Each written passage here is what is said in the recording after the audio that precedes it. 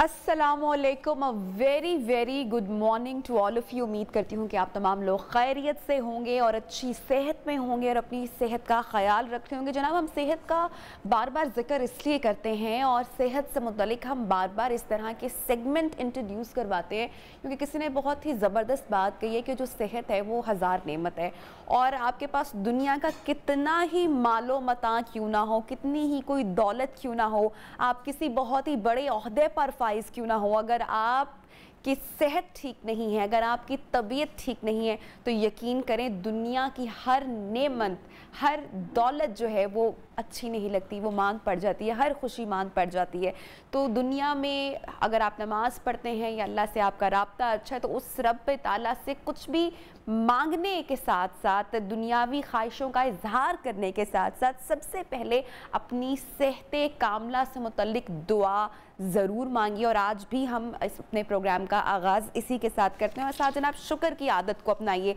जनाब, आज हम क्रिकेट के मैदान से आपको ज़बरदस्ती खबर देंगे जो कि बहुत दिनों से चर्चा में है, लेकिन उससे पहले मैं एक अफसोसनाक ख़बर आप तमाम लोगों के साथ शेयर करना चाहूँगी। जनाब, ख़बरें मौसूल हुई कल जो है डॉक्टर सफदर महमूद जो कि तारीख़ दान और माहिर तालीम और बहुत सारी किताबों के मुसन्निफ़ भी रह चुके हैं, साबिक वफाकी सेक्रेटरी भी रह चुके हैं, 76 साल की उम्र में इस जहाने फ़ानी से वो कूच फरमा गए और आपकी जो अदमी खिदमात हैं उनको हमेशा से सराहा गया, गवर्नमेंट की जानिब से आपको प्राइड ऑफ परफॉर्मेंस से भी नवाजा गया।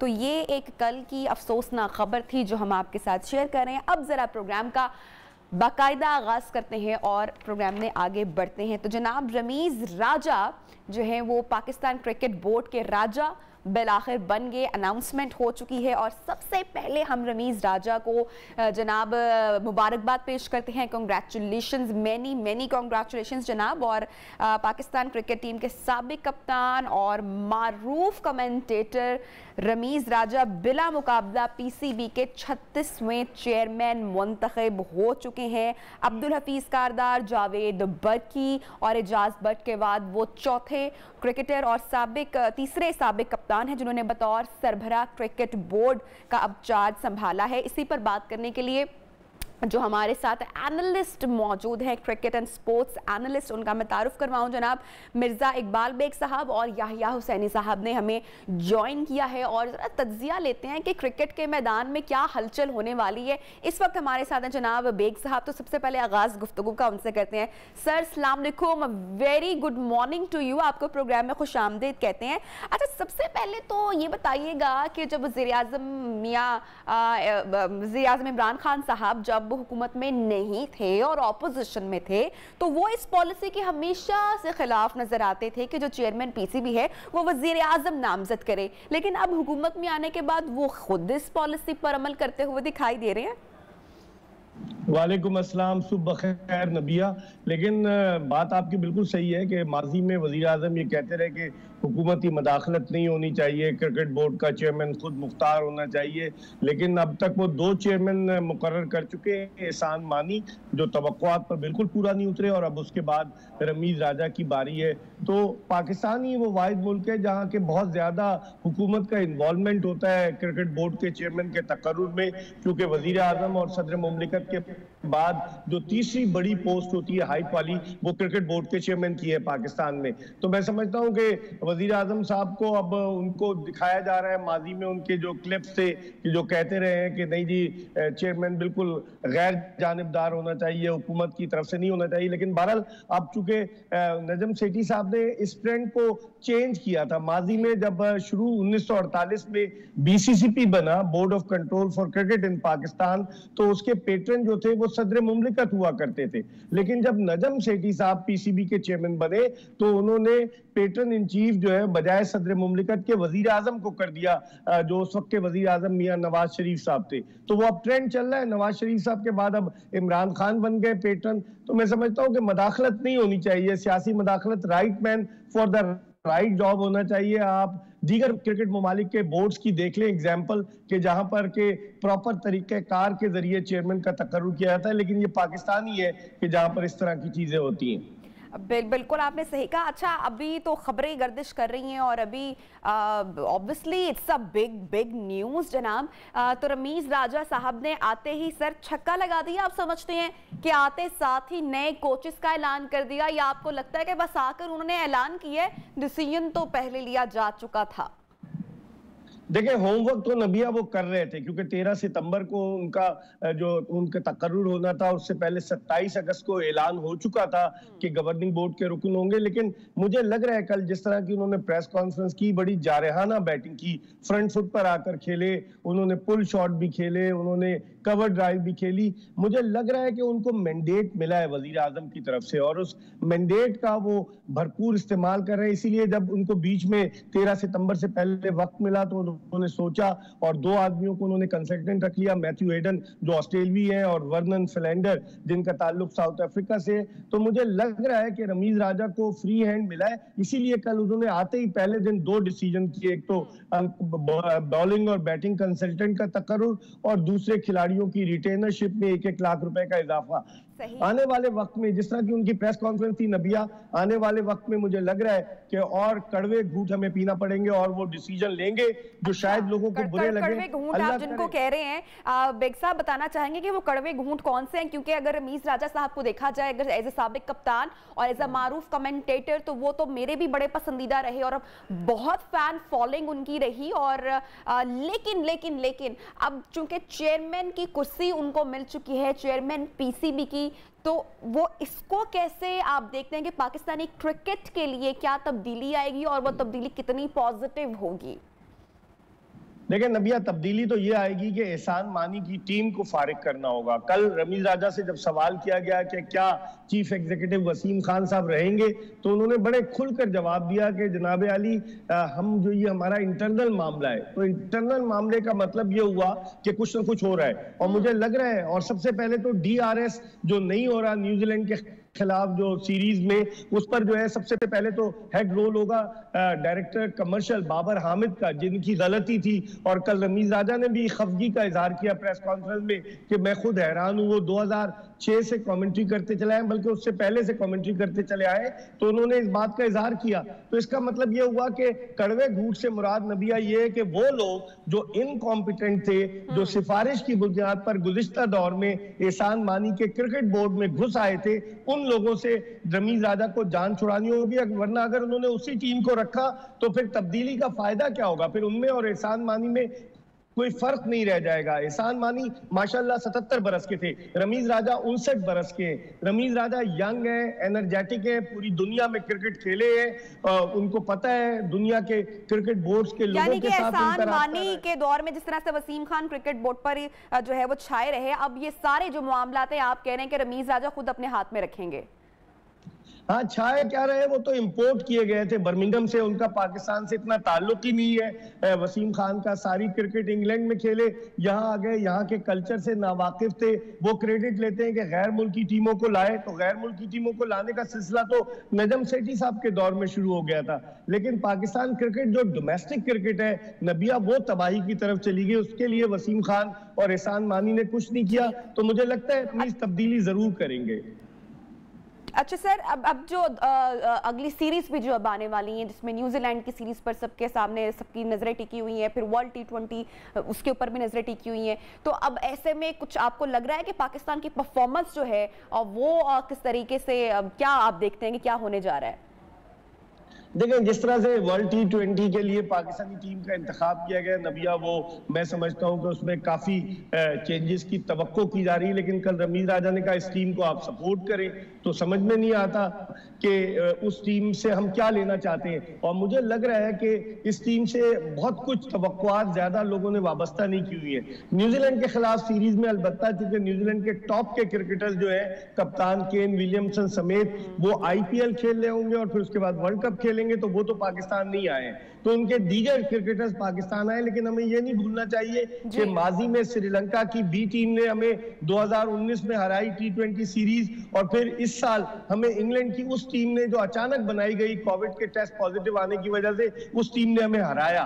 तो हमें किसी में नहीं मुब्तला होना चाहिए, हमें उनसे फाइट करनी चाहिए और देखते हैं कि क्या होता है। Thank you so much Baig साहब, आपने वक्त निकाला हमारी ट्रांसमिशन के लिए और आपने जो अपना तज्जिया सामने रखा, बस इसी उम्मीद के साथ हम क्रिकेट पर नजरें जमाए बैठे हैं कि पाकिस्तानी क्रिकेट के लिए जो होगा और हमारे मुल्क में जो क्रिकेट के लिए होगा और पाकिस्तान का जो है वो नाम रोशन होगा, कुछ बेहतरी आएगी, तब्दीली आएगी और ये एक पॉजिटिव चेंज होगा। बहरहाल once again many congratulation to Ramiz Raja साहब चेयरमैनशिप के लिए जनाब, और बिला मुकाबला आपने जो है वो आपकी सिलेक्शन हुई है और ये इजलास हुआ जनाब chief election commission justice retired Azmat Shaikh की जानिब से। गवर्निंग बोर्ड के खसूसी इजलास में रमीज राजा के मुकाबले में कोई उम्मीदवार सामने नहीं आया, जिसके बाद चीफ इलेक्शन कमिश्नर ने रमीज राजा के क्रिकेट बोर्ड के नए सरबराह होने का ऐलान किया है और अब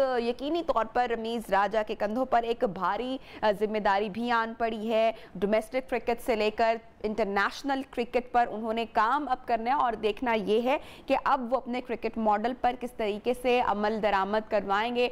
वी होप, हम तमाम लोग उम्मीद करते हैं कि हम पाकिस्तान में अब जो है वो अच्छी क्रिकेट देख सकेंगे। और जो एक फेवरेटिज्म के मुतालिक हमेशा से बात की जाती रही, तनकीद का निशाना किया जाता रहा पाकिस्तानी क्रिकेट के हवाले से, आई होप सो कि रमीज राजा साहब अब उन तमाम चीज़ों को केटर करेंगे और मेजर और बड़ी तब्दीलियां आने वाली हैं। और जैसे कि आपको पता है कि उनके आने से पहले ही पाकिस्तान क्रिकेट टीम के जो कोचेज़ हैं वो मुस्ताफ़ी हो चुके थे और अब जो है रमीज राजा ने जो आते ही एक साथ जो छक्का लगाया है और नए कोचेज़ का ऐलान भी कर दिया है। So it's a great start. Let's see कि आगे जो है वो कौन कौन सी मेजर चेंजेस, कौन कौन सी मेजर तब्दीलियाँ आने वाली हैं। तमाम लोगों की नज़रें जो हैं वो जनाब अब जो आने वाली सीरीज हैं, खासकर जो न्यूजीलैंड की टीम है, वी ऑल नो कि वो तकरीबन 18 साल के बाद अब पाकिस्तान में आ रही है, तो बहुत ज़्यादा नज़रें जो हैं वो इस सीरीज पर भी जमी हुई हैं, टिकी हुई हैं कि कौन कौन सी मेजर तब्दीलियां जनाब होने वाली हैं। इस वक्त हमें ज्वाइन किया है स्पोर्ट्स एनालिस्ट याहिया हुसैनी साहब ने।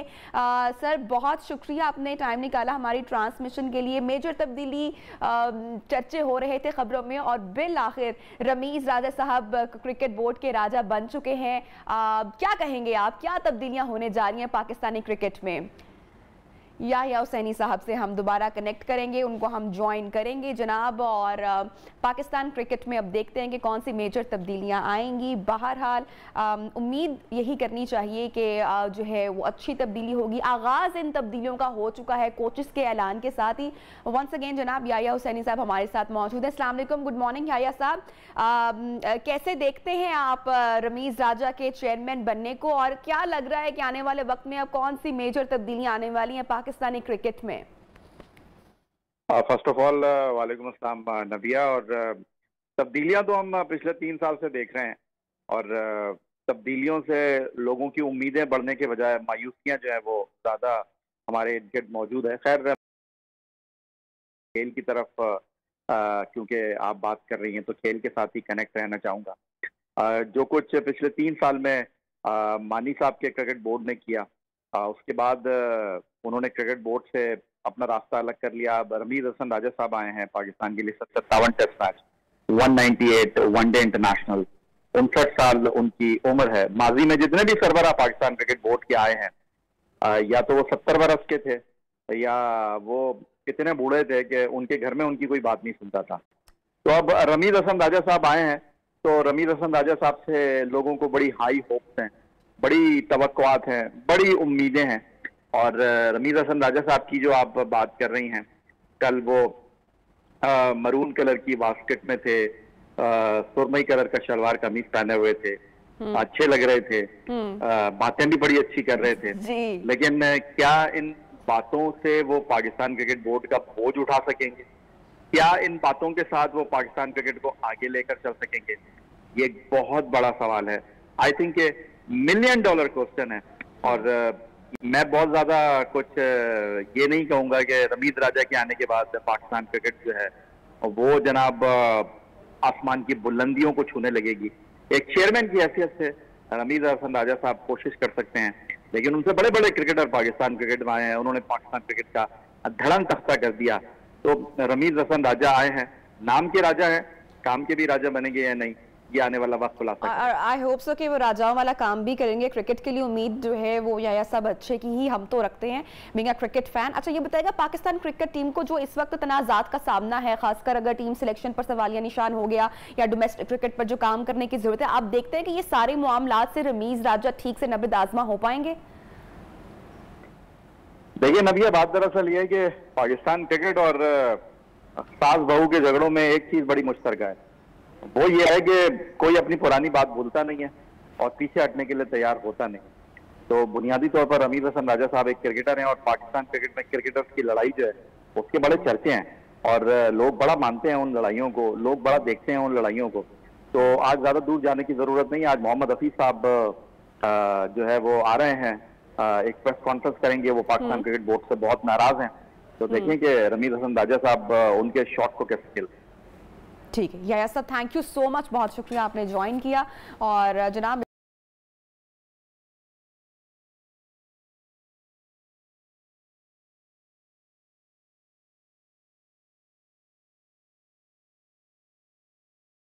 इसके साथ ही हम प्रोग्राम में बढ़ेंगे एक छोटी सी अब ब्रेक की जानिब। जब ब्रेक से वापस आएंगे तो प्रोग्राम को आगे बढ़ाएंगे। Stay with us.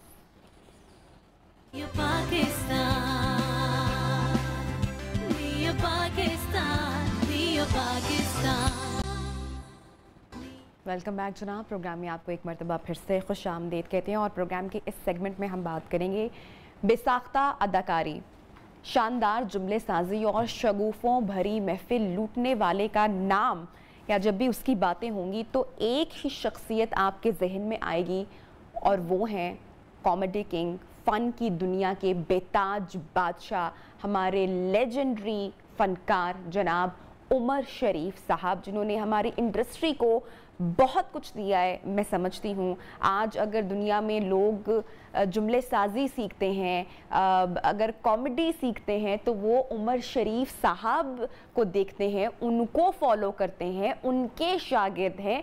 और उसके बाद उन्होंने जनाब अपने करियर का बहुत सारे लोगों ने आगाज़ किया उमर शरीफ साहब को देखते हुए। सोशल मीडिया पर उनकी हवाले से बहुत सारी तस्वीर गर्दिश कर रही हैं। आम तमाम लोगों को पता है कि वो वेंटिलेटर पर हैं, इस वक्त अलील हैं, उनकी तबीयत नासाज है।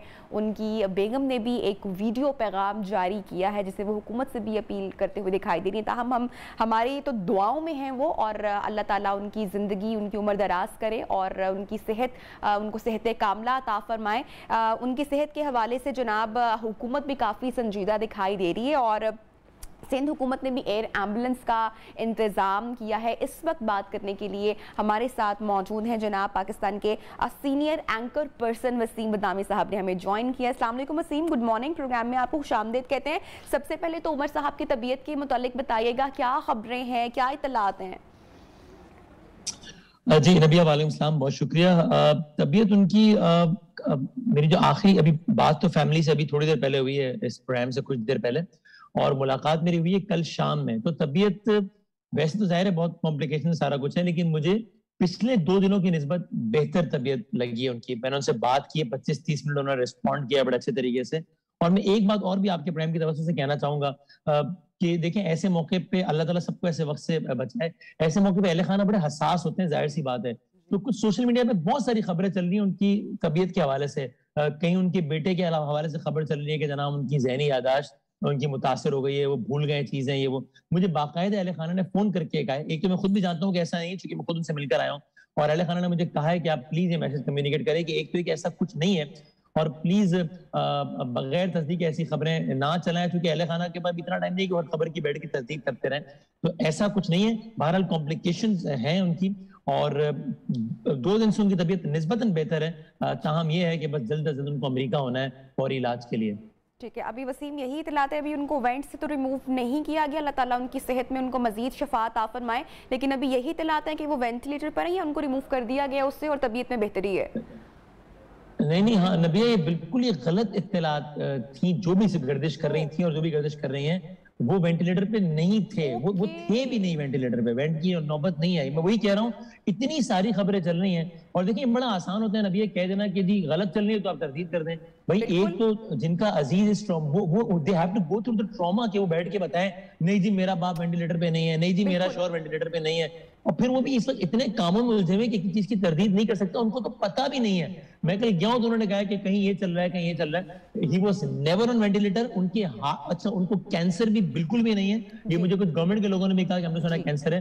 प्रिसाइसली स्पीकिंग, अब इसका मेडिकली मतलब क्या है मुझे नहीं मालूम, लेकिन प्रिसाइसली ये हार्ट कॉम्प्लिकेशंस हैं, वॉल्व ब्लीडिंग हो रही है, जिसका इलाज ये है कि क्लिपिंग करना जरूरी है। अब इसका मतलब जाहिर है मुझे भी नहीं पता, मैं कोई डॉक्टर नहीं हूं, बट प्रिसाइसली उनका इशू ये है और वो वेंटिलेटर पे ना थे और ना है। हाँ, फौरी इलाज जरूरी है हमारा। वैसे वाकई बड़े ये दुख की बात है और बड़े अफसोस की बात है कि आपका जो इतना बड़ा फनकार हो, इतना बड़ा जिसने काम किया हो हमेशा आपकी इंडस्ट्री को, और बड़े दुख की बात होती है कि जब लोग सोशल मीडिया पर कोई भी सीनियर शख्सियत हो, कोई भी नामवर शख्सियत हो, कोई चाहे सहाफ़ी हो या कोई एक्टर हो, उनके हवाले से जो है हम सोशल मीडिया पर जो खराब खबरें फैला देते हैं और जो गर्दिश करना शुरू हो जाती हैं, मेरे ख्याल से कि इन सारे मामलात पर हमें बहसियत कौम हम ही इसको संजीदगी से लेना चाहिए।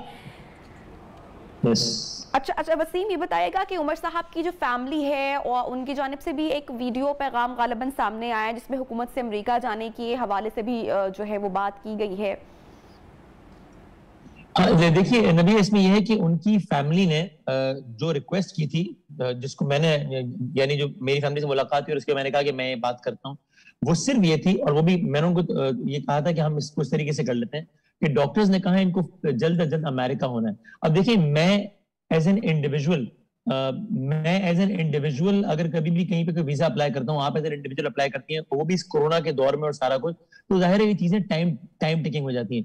यही काम अगर रियासत पाकिस्तान करे, रियासत पाकिस्तान रियासत अमेरिका से कहे कि ये आदमी हमारा लेजेंड है, इसको फौरी इलाज की जरूरत है, आप इसको वीजे का फौरी इजरा कर दें, तो जाहिर है कि इसमें बहुत सा वक्त बच जाएगा और इस वक्त किसी भी और चीज से ज्यादा कीमती वक्त है। तो फैमिली ने गवर्नमेंट से रिक्वेस्ट की थी और फेडरल गवर्नमेंट से हवाले से राब्ते में, और वो सारा प्रोसेस चल रहा है। जरा सा कभी कभी पेचीदगी आती है इस प्रोसेस में, उम्मीद है कि अगले 2 से 3 दिन में इस हवाले से अच्छी कोई डेवलपमेंट हो जाएगी। ये फैमिली की तरफ से प्राइम रिक्वेस्ट थी। अब दूसरा मरहला ये है कि अब डॉक्टर्स ने ये कह दिया है कि जो उनकी कंडीशन है उसके तहत वो इतनी लंबी फ्लाइट, एक कमर्शियल फ्लाइट अफोर्ड नहीं कर सकते, वो उनको एयर एम्बुलेंस के जरिए जाना है। अब जाहिर है जब एयर एम्बुलेंस के जरिए जाना है तो बहुत सारी और चीजें हैं। उस हवाले से गवर्नमेंट ऑफ सिंध ने, चीफ मिनिस्टर ऑफ सिंध ने ये खुद हमसे राब्ता करके कहा कि कहीं भी कोई भी अगर फैमिली को कोई कमी हुई किसी भी हवाले से, तो वो गवर्नमेंट ऑफ सिंध उसका ख्याल कर लेगी। तो वीजा की चीजें वहां से देखी जा रही हैं और बाकी चीजों की यकीन नहीं यहाँ ये अल्लाह करे ऐसा हो भी जाए। यानी कि जो विफाक है और जो सिंध हुकूमत है वो दोनों संजीदगी इस पूरे मामले में लेते हुए दिखाई दे रहे हैं। That's great. अच्छा वसीम, जो मेडिकल बोर्ड है उसने भी अपनी रिपोर्ट जो है वो हुकूमत को पेश करनी है, तो इस बारे में कोई मतलब कि टाइमली सारी चीजें की जा रही हैं, क्योंकि जितना डिले होगा ऑब्वियसली मामला फिर उतने ताखीर में जाएंगे, तो इस हवाले से भी कोई यकीनन अपडेट होगी, आपके पास कोई खबर होगी? हाँ देखिए, जब यहाँ पर गवर्नर सिंध और ये सब आए थे, फवाद चौधरी साहब वगैरह, तो फिर गवर्नर सिंध ने मुझे बताया कि हमने एक डॉक्टर फैसल सुल्तान साहब और जो जिस अस्पताल में वो है उनके डॉक्टर्स में मुश्तमिल एक काइंड ऑफ बोर्ड या कुछ, इसको बोर्ड कह लीजिए, कुछ भी कह लीजिए, वो एक तश्कील दे दिया है। उसकी कोई बाकायदा कोई मैं क्या कहूँ, फॉर्मल कोई उस अंदाज का बोर्ड या फॉर्मल उस अंदाज की रिपोर्ट नहीं है, लेकिन बहरहाल उस बोर्ड का भी ये कहना है, या जो अगर मैं इस तरह कह लूँ कि चूंकि मेरी डॉक्टर फैसल सुल्तान से तो बात नहीं हुई, लेकिन जो मुताल्लिका डॉक्टर्स हैं जो उनका इलाज कर रहे हैं, उन्होंने अहले खाना को यही बताया है कि वॉल ब्लीडिंग की वजह से क्लिपिंग करना है, जिसकी वजह से उनको अमेरिका जाना है, और ये काम जितना जल्द अज जल्द हो जाए वो बेहतर है। वरना क्या होगा, वरना ये होगा कि डॉक्टर्स को बाद दिलेना खास्ता यहाँ पर उनकी ओपन हार्ट सर्जरी और एक दो और प्रोसीजर्स करने पड़ेंगे जो कि बहुत ज्यादा रिस्की हैं। अल्लाह ताला उनको सेहत दे, वो अपने इलाज के लिए बैरून मुल्क जाएं और इंशाल्लाह खैर आफियत से वापस आएं, और फिर से उसी तरह से हम उनको चुटकुले सुनाते और लोगों के चेहरों पर खुशियां बिखेरते और मुस्कुराहटें बिखेरते इंशाल्लाह देखें। वसीम, मैं चाहूंगी कि थोड़ी सी जो उनकी कंट्रीब्यूशन रह चुकी है हमारे मुल्क के लिए, हमारी इंडस्ट्री के लिए, जो उनकी खिदमात रह चुकी है, मैं चाहूंगी कि थोड़ी सी अगर गुफ्तगू आप उस हवाले से भी करें। हाँ देखिए नबिया, एक तो मतलब उमर शरीफ इतना बड़ा आदमी है, मैं एक बात कहना चाह रहा हूँ, सिर्फ उसकी तमीद बांध रहा हूँ कि उनको मेरे जैसे किसी हम जैसे कोई छोटे जूनियर्स की या किसी भी आदमी की, उनको क्या मेरे लिए, उनके लिए, मेरी तरफ से उनके लिए कुछ कह देना उनकी कोई शान नहीं बढ़ाएगा। लेकिन ये बात मैं इसलिए कह रहा हूँ कि मैंने उनके साथ कोई 100 से ज्यादा लाइव शोज करने का मुझे एजाज हासिल हुआ। तो आप यकीन करें, जो हम स्क्रीन पे देखते हैं सब उनके मद्दा हैं वो तो है ही, लेकिन मैं चूंकि पर्सनल में काम कर चुका हूँ उनके साथ, मैं हैरान होता था और अभी हैरान होता हूं अभी भी। यानी आप यकीन करें कि ऐसा लगता है कि सामने आप किसी होस्ट के साथ काम नहीं कर रहे, बल्कि आप किसी रोबोट, किसी कंप्यूटर, किसी मशीन के साथ काम कर रहे हैं, जिसके सामने आप दुनिया का कोई जुमला देते हैं तो वो उस जुमले को आपको लौटाता है और इतने विटी अंदाज में लौटाता है कि आप कहते हैं, क्योंकि दुनिया को कोई पता हो ना पता हो, मुझे तो पता है ना कि भाई ये जुमला जो मैंने बोला ये स्क्रिप्टेड नहीं था। ये पूरे शो में सारे जुमले जो आ रहे हैं, कोई भी जुमला स्क्रिप्टेड नहीं था। और हर जुमले में उमर भाई यानी इतनी कमाल की हाजिर दिमागी मैंने विट के एतबार से दुनिया में किसी आदमी की नहीं देखी। तो इतना ज्यादा हाजिर दिमाग, इतना ज्यादा कमाल। तो और फिर मैं आपको ये बात बता दूं, मेरे जाती नॉलेज में है कि उनको कब कब डिफरेंट स्टेट्स ने बाकायदा अपनी सिटीजनशिप ऑफर की, जिसका उन्होंने टेलीविजन पे तस्करा भी नहीं किया। ये मैं आपको बता रहा हूँ आपके प्रोग्राम में, उन्होंने कभी तस्करा भी नहीं किया। और उन्होंने कहा भाई मैं अपने वतन और मुझे बड़ा फख्र है, मैं सारे मामला, बहुत ही मुहब्बत वतन आदमी, शदीद टैलेंटेड आदमी, जिसका और दुनिया भर में बहुत बड़े बड़े नाम, खासतौर पर पड़ोस मुल्क के भारत के, वो किस किस तरीके से उनके मद्दान, उनके पैरों को हाथ लगाते हैं, मैं इन सारी चीजों का ऐनी शाहिद हूं नबिया। तो ये उमर शरीफ एक इंस्टीट्यूट है, और बिला मुबालगा में कह सकते हैं कि ये वो आदमी है कि जिस तरह का आदमी कई 100 सालों में एक पैदा होता है। बिल्कुल, मैं 100 साल बल्कि सदियों में, बिल्कुल आपने ये बात दुरुस्त बताई। और हमारे पास मैं समझती हूँ कि एक ही उमर शरीफ हैं और उनके मुकाबले का मेरे ख्याल से कि कोई हमारी इंडस्ट्री में शायद ही कोई होगा। अच्छा, ऑन स्क्रीन तो उनका जो वो एक चार्म या जो उनके बर्जस्ता जुमले, we all know about that. Waseem, जैसे कि आपने बताया कि आपकी उनसे वैसे भी मुलाकात रह चुकी, ऑफ स्क्रीन वो कैसे हैं? ऐसे ही जो है वो मज़ाहिया और फनी और अच्छे मूड में, खुशगवार मूड में रहते हैं? भाई ऑफ स्क्रीन उनका मामला ये है कि अभी भी इंशाल्लाह तबीयत जल्द बेहतर हो जाएगी। जब वो लास्ट टाइम जब हॉस्पिटलाइज हुए तो ऑफ स्क्रीन मामला होता था कि यानी पूरे अस्पताल के ना उस एरिया में रौनक लगी हुई होती थी जहाँ उमर भाई एडमिट होते थे। यानी हाल ये था कि वो डॉक्टर जो उनको वो क्या कहते हैं, वो कैनुला या जो भी वो लगाते हैं, जो जब वो लगाने आ रहा होता था तो वो डॉक्टर से कह रहे थे कि क्योंकि आमतौर पर मरीज घबरा रहा होता है ना ऐसे मौके पे, जब सुइयां वगैरह चुभो रहे होते हैं, उमर भाई जब वो डॉक्टर से कह रहे थे कि यार आपके हाथ वाथ तो नहीं कांप रहे ना, घबराहट हो रही, आपने नर्वस नहीं होना है, आराम से लगवा लूंगा, मसला नहीं। वो एक नर्स से, एक स्टाफ के बंदे से हंसी मजाक, यानी वो है ही, यानी उनकी जिंदगी उन्होंने इस अंदाज से ढाल ली है कि जहां बस हर वक्त हर किसी के चेहरे पे मुस्कुराहटें बिखेरना, और that was his lifestyle and that is his lifestyle and may we see him soon again in that manner। तो वो एक जीता जागता एक ऐसा किरदार था जिसने हमेशा कैमरे के सामने, किरदार है जिसने हमेशा कैमरे के सामने और कैमरे के पीछे बस लोगों को मुस्कुराहटें दी अल्हम्दुलिल्लाह। बिल्कुल बिल्कुल, और उनकी शख्सियत की ये बात है कि हम उनका जिक्र कर रहे हैं और हमारे चेहरे पर मुस्कुराहट आ रही है, इस दुआ के साथ कि अल्लाह ताला उनको जल्द सेहतयाबी अता फरमाए। वसीम, आपसे और भी बहुत सारी हमने बातें जाननी, क्योंकि आपकी उनसे काफ़ी मुलाकात भी रह चुकी है, तो उनकी शख्सियत से मुतालिक हम मजीद भी गुफ्तगू करेंगे, उनकी सेहत से मुतालिक भी मजीद बातें करेंगे। प्रोग्राम एक छोटा सा हमें वक्फा लेना है, वक्फे से वापस आएंगे तो प्रोग्राम को जनाब आगे बढ़ाएंगे, साथ रहिएगा।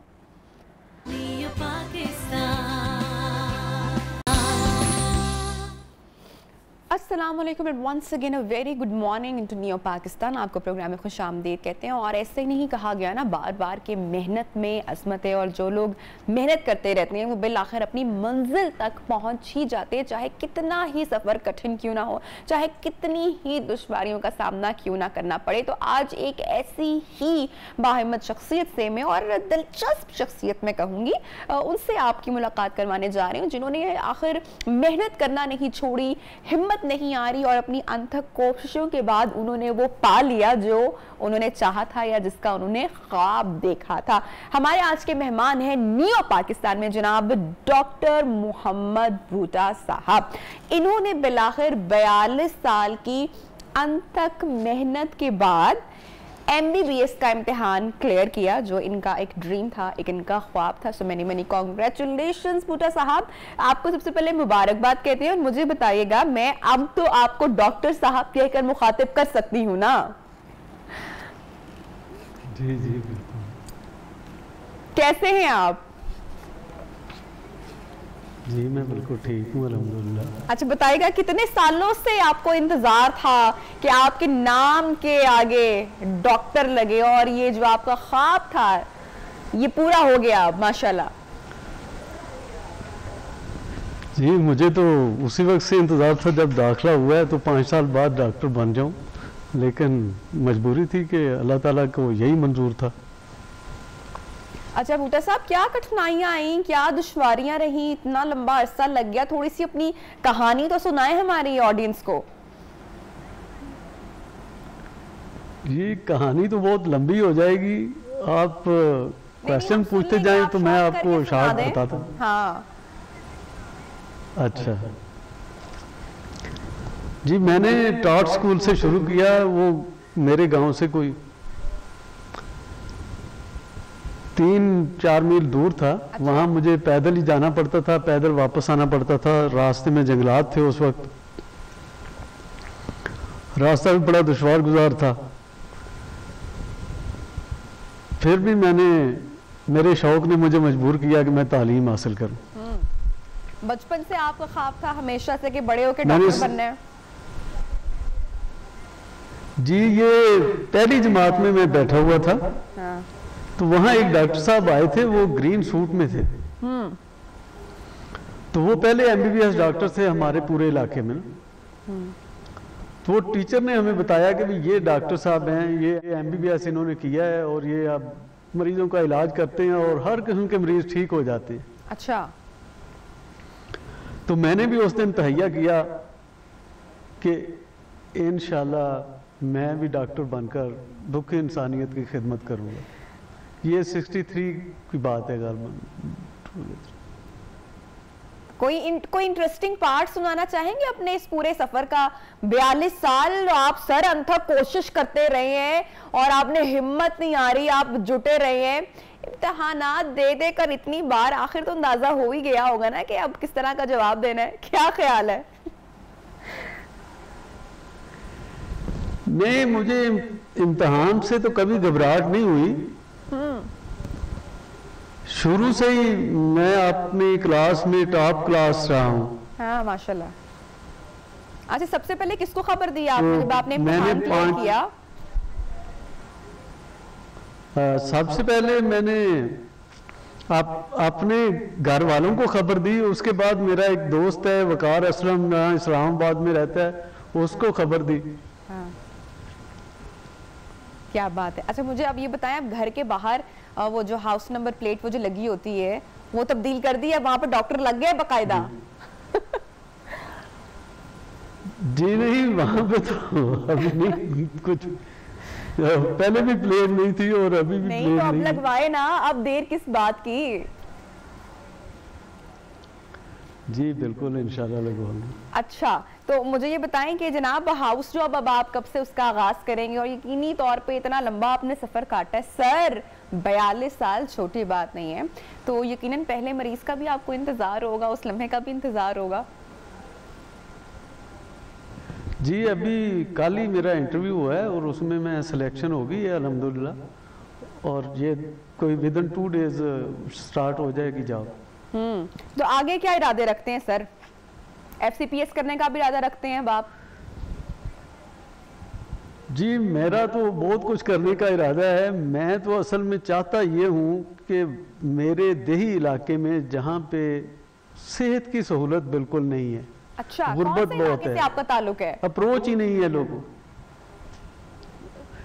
जी मेरा देही इलाके से ताल्लुक है। अब भी मैं वहाँ अपने गांव में था और मुझे नहीं पता चला वहाँ नेट वगैरह नहीं आता। अच्छा मुझे बताएं, तो इतना लंबा अरसा लगा, 42 साल लगे, तो फैमिली ने, दोस्तों यारों ने कहा नहीं यार किस काम पे लगे हुए, छोड़ दो, रहने दो, इतना टाइम गुजर रहा है, लेकिन आप भाई आपने किसी की नहीं सुनी, तो ऐसी बातें भी सुनते रहे आप इस पूरे अरसे में, दौरानिए में? ये तो मैं बचपन से सुनता रहा हूँ। मेरे घर वाले भी मेरी तालीम के खिलाफ थे। वो कहते थे आप लोग ये आपने क्या काम शुरू कर दिया है, ये भैंसें चराएं और खेती बाड़ी करें, और ये इस किस्म की बातें जो थी। वो मैंने मैट्रिक का इम्तहान भी बड़ी मुश्किल से दिया था। वो मेरे अब्बू बीमार हो गए थे और वो नहीं चाहते थे कि एग्ज़ाम में अपीयर हूँ मैं। वो कहते थे जब आगे कुछ करना ही नहीं है तो एग्ज़ाम देने की क्या ज़रूरत है। तो मैंने अपने उस्ताद मोहतरम से कहा कि जी ये मुश्किल मुझे आन पड़ी है, तो मैं कटाई वगैरह गंदम की करता रहा, उसकी गहाई वगैरह की, उस वक्त बैलों से होता था सारा काम। अच्छा, इस सारे काम के साथ साथ आप अपनी पढ़ाई भी करते रहे? वाह। जी, उसके साथ मैंने पढ़ाई भी की और मेरा उधर नाम जो था वो इसलिए स्ट्रक ऑफ नहीं हुआ कि मैं देहात का वाहिद लड़का था जो शहरी लड़कों को दबा के रखता था, क्या बात यानी है। पढ़ाई में। माशाल्लाह, ज़बरदस्त। आपकी जो लगन है, आपकी जो अनथक कोशिश है, आपकी जो मेहनत है, वो हमेशा बड़े बुजुर्ग कहते हैं ना कि वो रंग ले आती है। और 42 साल तक मैं समझती हूँ कि ये तो एक रिकॉर्ड है, ये एक बिल्कुल रिकॉर्ड है, ये एक मिसाल है कि एक आदमी ने 42 साल तक हिम्मत नहीं हारी, वो कोशिश करता रहा, बार बार इम्तिहान देने पहुंचा और बिल आखिर उसको उसकी डिग्री मिल गई। उसके नाम के साथ जो कि उसका ख्वाब था वो डॉक्टर लग गया। मेरे ख्याल से हम में से बहुत सारे लोग 42 साल क्या, शायद हम 42 दिन भी इतनी मेहनत ना कर सकें अगर हमें उसके रिजल्ट्स ना मिल पाएँ। तो ये मेरे ख्याल से जो मोहम्मद बूटा साहब है, डॉक्टर मोहम्मद बूटा साहब हमारे लिए एक इंस्पिरेशन है और एक मिसाल है और हमें इनसे सीखना चाहिए कि हमें हर वक्त आगे बढ़ते रहना चाहिए और आप इंशाल्लाह अपना जो गोल है वो अचीव कर लेते हैं एक दिन। डॉक्टर साहब बहुत शुक्रिया, आपने वक्त निकाला हमारी ट्रांसमिशन के लिए। इसके साथ ही जनाब बढ़ेंगे प्रोग्राम में एक छोटी सी ब्रेक की जानिब और जब ब्रेक से वापस आएंगे तो हमारे साथ जनाब प्रोग्राम में होंगे साइबर सिक्योरिटी एक्सपर्ट होंगे, जिनसे हम पूछेंगे कि ये जो आजकल बहुत ज़्यादा फ्रॉड किया जा रहा है ना, आपको एक कॉल आती है, एक मैसेज आता है कि ये वाला कोड हमारे नंबर पर भेजें और उसके बाद आपका बैंक अकाउंट खाली हो जाता है। इस हवाले से बात करेंगे, एक छोटा सा वक्फा लेते हैं, साथ रहिएगा।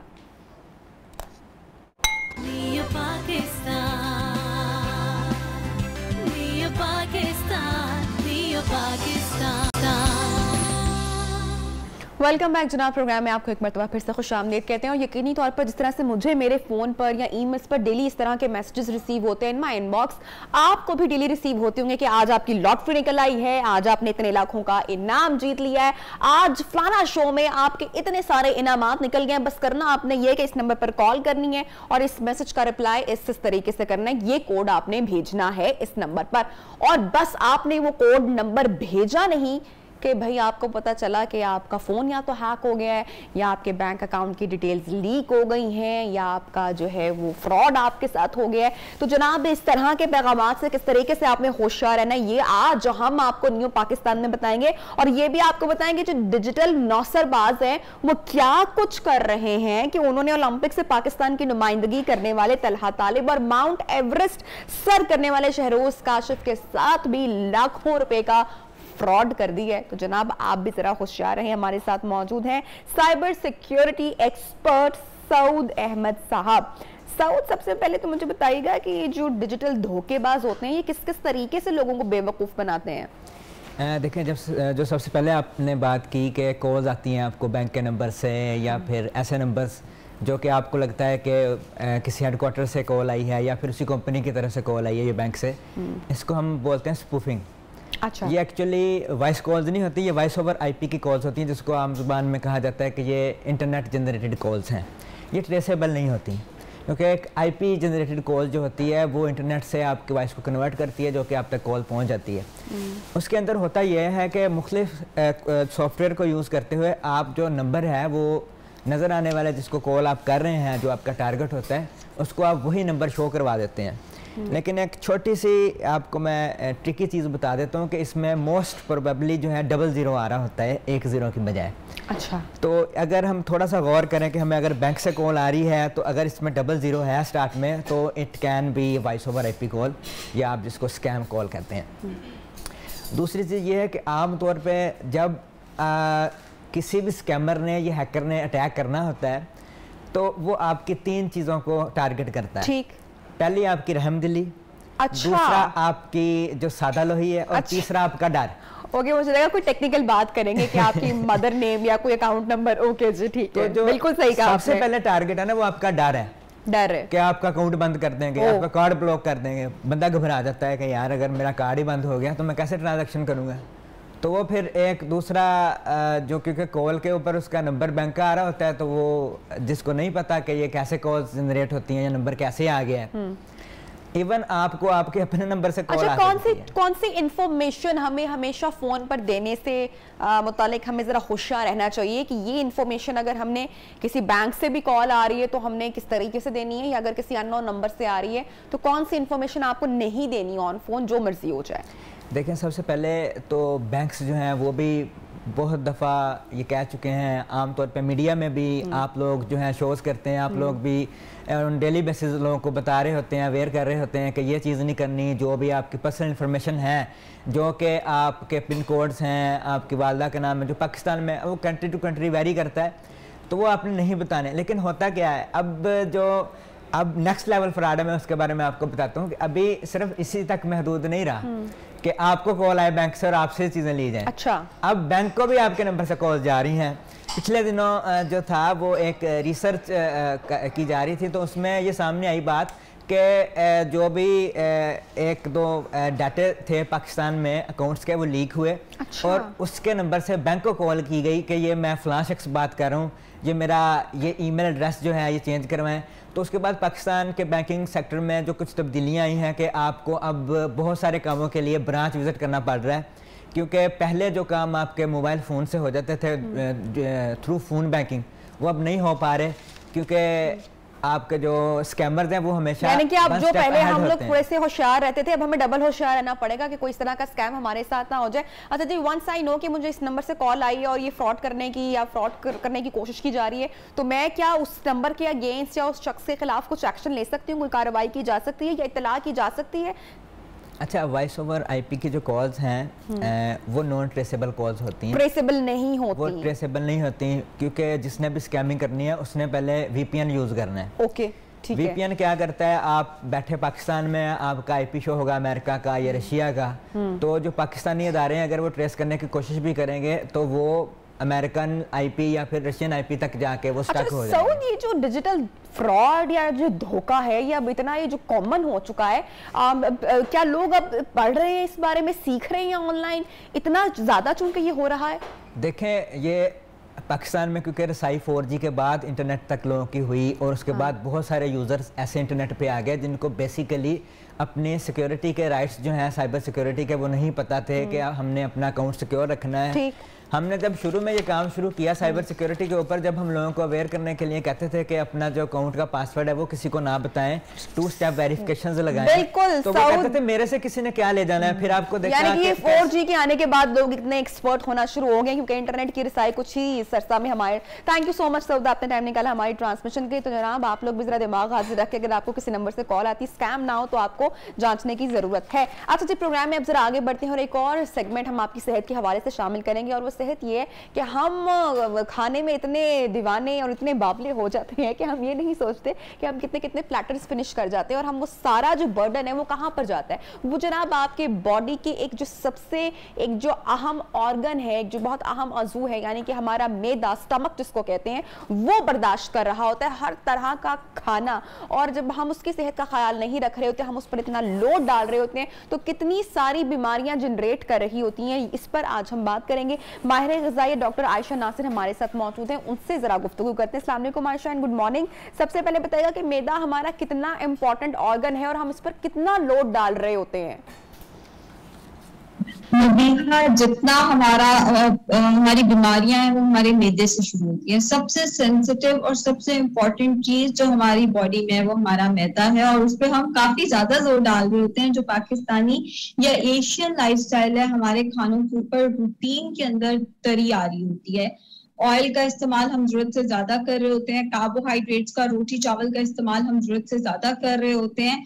बुफेज का ट्रेंड जो है वो यहाँ पे ज्यादा है, एक बड़ा लेविश किस्म का खाना, डिनर खाने का ट्रेंड यहाँ पे ज्यादा है, जिसकी वजह से हमारे मैदे के ऊपर जोर भी उतना ही ज्यादा है। और फिर वही बात के तमाम बीमारियां जो हैं वो आपकी शुरू भी आपके मैदे से होती हैं। आजकल तो एक नई चीज आ गई है कि कोई बीमारी लेके, चाहे वो यूरिक एसिड है, हार्ट का मसला है, शुगर का मसला है, आप डॉक्टर के पास जाते हैं तो डॉक्टर स्लिप के नीचे सिर्फ इतना सा लिख कर दे देता है, वजन कम करके लाएं। और वजन आपका क्यों बढ़ता है? आपके मैदे की आपने अपने मैदे को जरूरत से ज्यादा बर्डन दिया होता है, आप जरूरत से ज्यादा खा रहे होते हैं, तो आपका वजन बढ़ रहा होता है। अच्छा, अब मैदे को हम मुख्तलिफ बीमारियों से महफूज रख सकें या इस पर लोड ना पड़े, आयशा, इसके लिए किन बातों का हमें ख्याल रखना जरूरी है? हमेशा भूख रख के खाएं। हमारा मजहब भी यही कहता है, खाने का तरीका भी यही है कि हमेशा भूख रख के खाएं। हम तो तब तक खाते रहते हैं जब तक हमारी बस नहीं हो जाती। सब सिंपल सा असूल है, खाने से आधा घंटा पहले 1 से 2 गिलास पानी जरूर पिए। अपने स्टमक को रेडी करें फूड के लिए। आधे घंटे के बाद आपने मील लेना है। आपने स्टार्टर से, एपिटाइजर से स्टार्ट करना है, यानी सैलेड आपके मील के अंदर जरूर होना चाहिए। उसके बाद उसके साथ ही आपने फिर रोटी या चावल जो भी आप इस्तेमाल करना चाहते हैं, साथ में सालन के अंदर मिर्च मसाले जरा इत्तेदाल में रह के वो आपने इस्तेमाल करना है। थोड़ा सा डेयरी यानी रायता जरूर इस्तेमाल करें ताकि वो आपको डाइजेशन में हेल्प करे। ऊपर से अगर आप कोई लिक्विड लेना चाहते हैं तो सौंफ और इलायची का पानी सबसे अच्छा है, वो आपको डाइजेशन में हेल्प करेगा। वो भी 1-2 घूंट, सिर्फ इसलिए कि अगर कोई मिर्च मसाला लग रहा है तो उसको थोड़ा सा काम डाउन किया जा सके। बाकी खाने के साथ आपने पानी नहीं पीना, और थोड़ी सी भूख जब रह जाए तो उसके बाद आपने खाना छोड़ना। अच्छा आयशा, ऐसे कौन कौन सी बीमारियां जो हमारे पेट से यानी कि हमारे मैदे से जनरेट होके हमें दूसरी बीमारियां लाहक कर देती हैं? सबसे पहले तो आती है constipation. Constipation is mother of all diseases. तमाम बीमारियों की जड़ है। अगर आप हेल्दी खाना नहीं खा रहे, आपके खाने के अंदर पानी कम है या फाइबर कम है, तो कॉन्स्टिपेशन यानी कब्ज का मसला शुरू हो जाता है, जो कि तमाम बीमारियों की फिर जड़ बनता है। दूसरा आता है ओबेसिटी। हम जानते हैं मोटापा जो है वो खुद एक बीमारी है। मोटापा अब पहले ये होता था, हम इसको बड़ा इजी लिया करते होते थे, हम कहते थे ये बच्चा तो हेल्दी है, लेकिन शुक्र है अब अवेयरनेस आ गई है, हमें पता चल गया है कि मोटापा खुद एक बीमारी है। लेकिन मोटापा एक ऐसी बीमारी है जो बहुत सारी और बीमारियां लेकर आता है। हार्ट की बीमारी, शुगर की बीमारी, ब्लड प्रेशर की बीमारी, यूरिक एसिड का मसला, घुटनों में दर्द, जोड़ों में दर्द, वो सारा का सारा एसोसिएटेड है मोटापे के साथ। फिर अगर आप अच्छा खाना नहीं खाते, साफ सुथरा खाना नहीं खाते, तो डायरिया का मसला भी आपका सारा मैदे से रिलेटेड है। एसिडिटी, हार्ट बर्न वगैरह, ये सारा कुछ भी आपका मैदे से रिलेटेड है। तो मैदा, और फिर अगर आप कॉन्स्टिपेशन है या हार्ट बर्न या एसिडिटी का मसला है, ये डायरेक्टली रिलेटेड है आपके गट के, गट आपका रिलेटेड है आपके ब्रेन के साथ। आप फ्रेश फील ही नहीं करते और आपकी पूरी की पूरी परफॉर्मेंस जो है वो खराब होती है। आयशा, तेजाबियत का मसला हमारे यहाँ बहुत ज्यादा कॉमन है। अब उससे बचने के लिए क्या किया जा सकता है या किन चीजों का ख्याल रखना है? तेजाबियत के लिए सबसे पहली चीज तो आती है कि आपने मैदे को बहुत ज्यादा, वही बात कि भरना नहीं है, भूख रख के खाना है। मिर्च मसालों का इस्तेमाल जो है वो कम से कम करना है।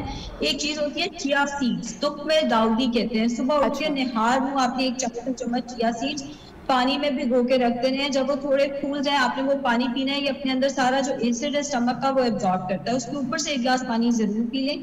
चिया सीड्स का इस्तेमाल करें अगर आपको तेजाबियत है। दूध की बजाय दही का इस्तेमाल करना है। दही प्रोबायोटिक्स का सोर्स है। जिन लोगों को तेजाबियत होती है वो अक्सर ये गलती करते हैं, वो दूध का इस्तेमाल ज्यादा करते हैं, क्योंकि दूध आपको इंस्टेंट रिलीफ देता है, लेकिन ये तेजाबियत को बेसिकली बढ़ाता है। तो दूध की बजाय डेयरी में आपने दही का इस्तेमाल करना है। कच्ची सब्जियों की बजाय उसको थोड़ा सा सौते कर लें, हल्का सा उन्हें पका लें सब्जियों को। कोई भी बीज आपके अंदर ना जाए, जैसे अमरूद का बीज जो है या खीरे का बीज, टमाटर का बीज, वो आपने इस्तेमाल करने से इज्तनाब करना है। जैसे आजकल नया ट्रेंड आया हुआ है, एप्पल साइडर पानी में घोल घोल के हम पीते रहते हैं, वो नहीं करना। लेमन का इस्तेमाल नहीं करना तेजाबियत से बचने के लिए। सौंफ, इलायची, पुदीना, 3 चीजें चबाते रहना। हस्बे जायका तीनों चीजें जो हैं जितना हो सके वो चबाते रहें।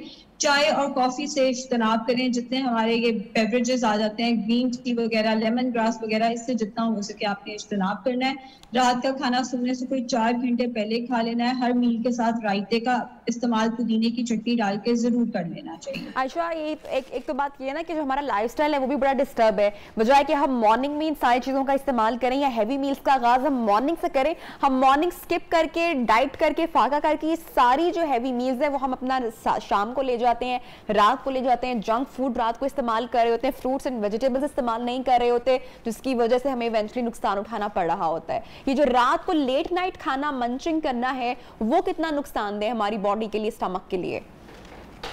देखिए, अल्लाह ताला ने एक हमारा सिस्टम बनाया है, हमें रात को सोना है, हमें दिन को जागना है। लेकिन आजकल पता नहीं शायद कोविड की वजह से या कोई अजीब ही इंकलाब आया है कि हर कोई उठता ही 2-3 बजे को। कोविड की वजह से नहीं है, अपनी खामियां कोविड पे नहीं हम डालेंगे।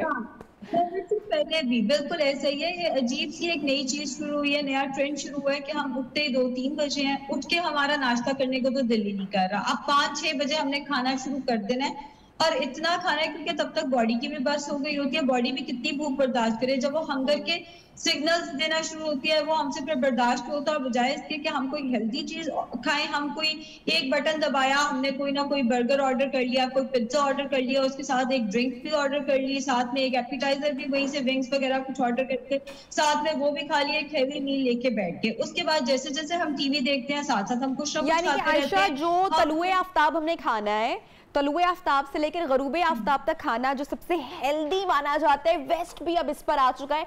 हम क्या कर रहे हैं, हम गरूबे आफ्ताब यानी कि जब सूरज ढल रहा है, गरूब हो रहे हैं, हमने उस वक्त अपनी मील्स का आगाज किया, जैसा कि आपने बताया 5, अगर हम 3-4 बजे उठ रहे हैं या 3 बजे उठ रहे हैं तो ऑब्वियसली 5 बजे खाना शुरू करेंगे। सो ये तो टोटली ऑपोजिट चले गए। बिल्कुल ऐसे ही, और नेचर के जब आप ऑपोजिट जाते हैं आप कहीं ना कहीं उसके कॉन्सिक्वेंसेस बर्दाश्त करते हैं। अब आप इतना सारा कुछ उल्टा कर रहे हैं, एक तो ये कि आपका स्लीप हार्मोन सारा का सारा डिस्टर्ब हो जाएगा। जब स्लीप हार्मोन, कोई भी हार्मोन डिस्टर्ब होता है तो उसका कॉन्सिक्वेंस क्या आता है कि आपको हंगर ज्यादा लगती है, आपको भूख ज्यादा लग रही है, और वो हार्मोन जो कि आपको सिग्नल देता है स्टॉप, यानी कि जब आपका पेट भर गया है तो वो आपको सिग्नल देता है स्टॉप, वो उसका रिलीज होना भी बंद हो जाता है। अब इनके इम्बैलेंस होगा कि आपको भूख ज्यादा लगेगी, आप खाएंगे तो सही, लेकिन आपको स्टॉप वाला सिग्नल ही नहीं मिलेगा, जिसके नतीजे में आप खाते जाएंगे, और वो भी रात के टाइम पे। रात के टाइम पे नबीहा हम जितने मर्जी एक्टिव हो जाए, हमारी वो फिजिकल मेंटल एक्टिविटी हो ही नहीं सकती। एक कुदरत का सिस्टम है, माहौल ही वो नहीं बना होता कि हम अपना दिमाग उस तरह से इस्तेमाल करें, हम अपनी एनर्जी उस तरह से इस्तेमाल करें जितनी हम दिन में इस्तेमाल कर रहे होते हैं। रिजल्ट यही निकलता है कि मैदा आपका डिस्टर्ब हो जाता है, तेजाबियत, गैस का मसला, डिफरेंट किस्म के मसले मसाइल शुरू हो जाते हैं। वहां से हम उसको अभी हम बर्दाश्त कर रहे होते हैं कि डिफरेंट तरह की बीमारियां जो हैं वो शुरू हो जाती हैं। अच्छा आयशा, अब चूंकि मौसम की भी तब्दीली आ रही है, विंटर्स की तरफ भी जा रहे हैं, जब सर्दियां थोड़ी सी आती हैं तो वैसे ही वाटर इनटेक जो है हम वो कम कर लेते हैं, तो उसके भी पानी की जो एक कमी बॉडी में हो जाती है वो भी हमारे स्टमक पर इफेक्ट करती है, हमारे जिस्म में तब्दीलियां लेकर आती है। जैसा कि मैंने जब कॉन्स्टिपेशन की बात की थी तो मैंने पहली चीज बोली थी कि हम पानी का इस्तेमाल नहीं कर रहे होते। अगर आप पानी का इस्तेमाल नहीं करेंगे तो कॉन्स्टिपेशन सबसे पहले आएगी, फिर सर्दियों में वैसे ही आपकी स्किन पे ड्राइनेस आई हुई होती है, वो अलामत है कि बॉडी में डिहाइड्रेशन हुई हुई है। डिहाइड्रेशन अपने कॉन्सिक्वेंसेस लेकर आती है, चेहरे पे डिहाइड्रेशन होना शुरू हो जाएगी, चेहरे वाटर इनटेक आपका प्रॉपर होना चाहिए। Ayesha, thank you so much, आपने हमें ज्वाइन किया, और इसके साथ ही प्रोग्राम में जनाब हम बढ़ेंगे छोटी सी ब्रेक के जाने के बाद आपको लिए चलेंगे रूह अफ़ज़ा के किचन में। Stay with us.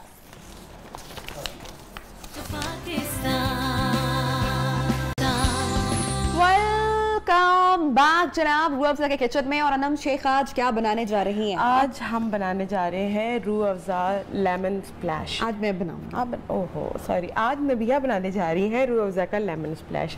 तो नबिया फिर बता दें आप इंग्रेडिएंट्स। अरे आप बताएं ना उसके बाद। अच्छा, तो इसके अंदर हम कोई भी वाइट सोडा ऐड करेंगे, आप अपनी पसंद का कोई भी वाइट सोडा ले सकते हैं। आइस की क्वांटिटी जो है ज्यादा होनी चाहिए। ठीक है। उसके बाद नबिया आप इसके अंदर ग्रेजुअली चीजें ऐड करती जाएंगी, तो आप इसके अंदर ऐड करेंगी सबसे पहले तोखमलंगा। तोखमलंगा हम कितना ऐड करेंगे? डाल दें, बिल्कुल सारा डाल दें। ठीक है, ये हम सारा, ये कितना है ताकि ये तकरीबन 1 चम्मच के करीब जो है इसमें तोखमलंगा जो था वो हमने ऐड किया। हमने ओवरनाइट सोक करके रख दे, बेस्ट है। अगर आपके पास टाइम नहीं है तो फिर 10 मिनट में भी हो जाता है। ठीक है जी। उसके बाद आपने इसके अंदर ऐड करने हैं लेमन स्लाइसेस। ठीक है, ये हमने तकरीबन 1 लेमन पूरा काट लिया। 1 लेमन को काट लिया। अच्छा, अब आपके पास ऑप्शन है कि आप इसको स्लाइसेस फॉर्म में भी डाल सकते हैं और लेमन जूस भी डाल सकते हैं, स्क्वीज भी कर सकते हैं। हाँ, मैं लेमन जूस भी डालूंगी, स्लाइसेस भी डालूंगी। उससे पता क्या होता है, बड़ा ही एक अच्छा सा एक फ्लेवर आता है। डाल दें। ये जी हमने डाल दिया। ठीक है जी। उसके बाद आप इसके अंदर ऐड करेंगी काला नमक। काला नमक माय फेवरेट इंग्रेडिएंट, और अनम को भी बड़ा पसंद है। हमने जितने ड्रिंक्स अभी तक बनाए हैं अनम ने उसमें काला नमक लाजमी ऐड किया, और बड़ा जबरदस्त टेस्ट आता है जो आपको नहीं यूजुअली ड्रिंक्स में मिलता। कितना डालेंगे? बस थोड़ा सा और, तकरीबन हाँ बस। ठीक है, तकरीबन अब कितना? ये हो गया 1/3 टीस्पून। ठीक है जी। उसके बाद आप इसमें ऐड करेंगे तकरीबन 2 टेबलस्पून के करीब लेमन जूस। ठीक है, ये लेमन जूस आपने पहले से निकाल के रखा हुआ है। लेमन जूस आप डालें। और इसके बाद हमारा मोस्ट फेवरेट इंग्रेडिएंट जो कि है रूह अफ़ज़ा, 2 चम्मच, बिल्कुल 2 से 3 चम्मच डाल दें, बस ये वाला 1 चम्मच ही बहुत है। ये जी, हाँ जी। अब जरा आप इसको अच्छी तरह मिक्स कर ले ताकि सब कुछ एक जैसा हो जाए। इसी से मिक्स करेंगे। उसके बाद हाँ जी, उसके बाद आपने सबसे इम्पोर्टेंट जो हमारा इंग्रेडिएंट है जिसके बगैर ये ड्रिंक जो है इनकम्प्लीट है, वो है जी हमारा रूह अफ़ज़ा।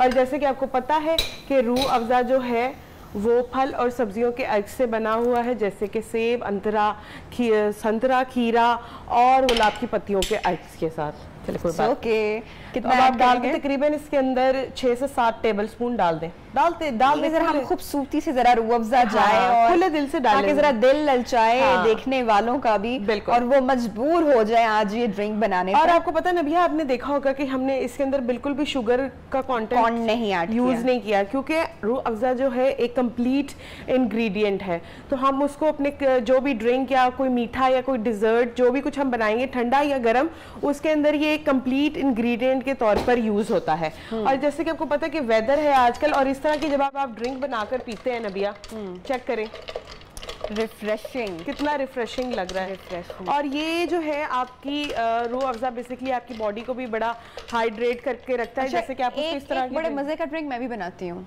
और वो इतना आसान है और हम काट देगा आपके सारे ड्रिंक्स को। कौन सा ड्रिंक है ये? रूह अफ़ज़ा ड्रिंक है, वो बड़े मजे का यम्मी यम्मी होता है। क्यों लग रहा है कि कहीं मैं करीब करीब ही हूँ उसके। यार देखिए, आपने रूह अफ़ज़ा लेना है, आपने रूह अफ़ज़ा लेना है, आपने काला नमक लेना है, आपने लेमन लेना है, अरे आपने मिंट लेना है। वाह वाह, और इससे मजे की कोई और चीज अच्छा वो बड़ा ही रिफ्रेशिंग। अच्छा, काला नमक बेसिकली क्या करता है कि आपकी जो भी आपने कुछ खाया होता है उसको बड़ा अच्छे से जो है ना वो डाइजेस्ट करता है। तो काला नमक आपको यहाँ पे भी हेल्प करता है। तो अगर आइस जाएगी तो ये वाह वाह वाह नबिया, क्या खूबसूरत ड्रिंक बनाया है आपने। क्या बात है, ठंडा ठंडा ठंडा ठंडा, और उसके कलर्स देखिए कितने अच्छे लग रहे हैं। और जैसे हम लेमन थोड़ा सा इसमें ऐड कर लेते हैं, अगर आप मुझे स्पून देंगी तो उसकी मदद से जी इस पे हम जरा वो डाल देते हैं। ये अगर आप लगा देंगे ऊपर तो ये जरा और थोड़ा सा और रिफ्रेशिंग लगेगा। और आप थोड़ा सा जो है ना ग्लास को और ऊपर तक फिल कर दे। तो जो ऊपर तक आप फिल करते हैं तो वो लगते हैं बड़े खूबसूरत है और बड़े टेम्पटिंग से लगते हैं। अनम की ख्वाहिश पर ऊपर तक फिल कर देते हैं ताकि लोग और महसूस हो। अब आप देखिए कि इसके अंदर बेसिकली तुक मलंगा जो है हमने एक थोड़ी क्वांटिटी में डाला है, नजर भी आ रहा है और पीने वाला इसको एंजॉय भी करेगा। और अगर आप इसमें कोई भी वाइट सोडा ऐड नहीं करना चाहते तो आप इसको डायरेक्टली जो है पानी में भी बना सकते हैं, वो भी एक ऑप्शन आपके पास अवेलेबल है। और चिल करके अपने गेस्ट को या खुद आप ये ठंडा ठंडा ड्रिंक एंजॉय करें। वेलकम ड्रिंक बहुत थैंक यू सो मच इतनी अमेजिंग रेसिपी के लिए। ट्राई कीजिएगा जनाब। कल आपसे मिलेंगे with some new recipe and a new program. अपना बहुत सारा ख्याल रखिए और दुआ में याद रखिए। अल्लाह हाफ़िज़। अल्लाह हाफ़िज़।